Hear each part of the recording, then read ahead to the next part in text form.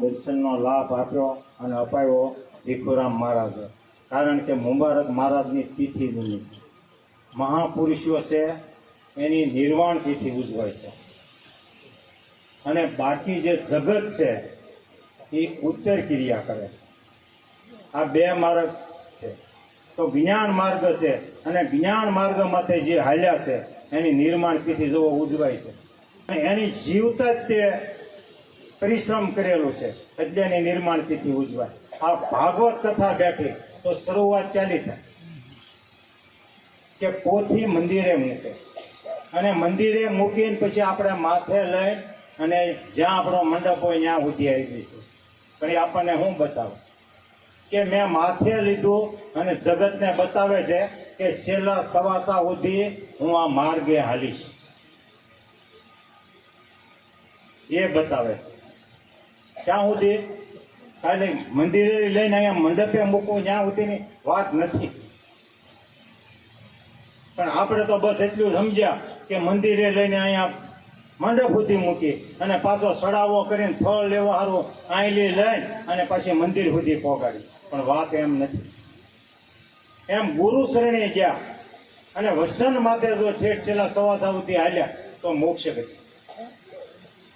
ગંગા સતી કહે છે, કર્મ ને કાંડ જેને નડે ની પાન બાય, જેને આવ્યો ગુરુ વસનનો વિશ્વાસ. તો આપણને સૂચ્યું જ્ઞાન માર્ગ છે એ વિહંગ માર્ગ છે. વિહંગ માર્ગ માથે હાલવું જોઈએ. શિવ ભગવાનનું મંદિર છે તો એમાં આપણે કાયમ જઈએ છીએ.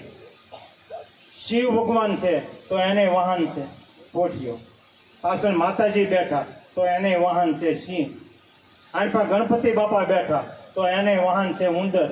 કાર્તિક સ્વામી બેઠા તો એને વાહન છે મોર છે ને. પછી આનપા કાળ ભૈરવ બેઠા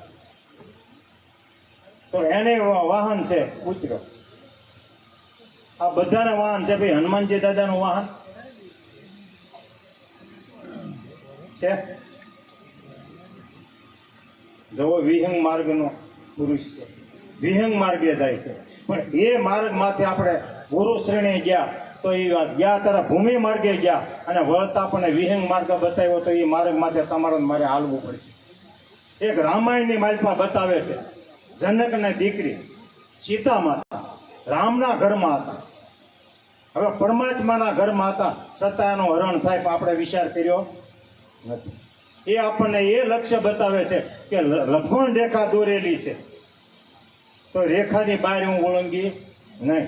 આમલી રાવણ આવે છે અસુર તો એ ભૂમિ માર્ગે આવે, પણ કોને લેવા આવે છે? ભક્તિ વાળવા આવે.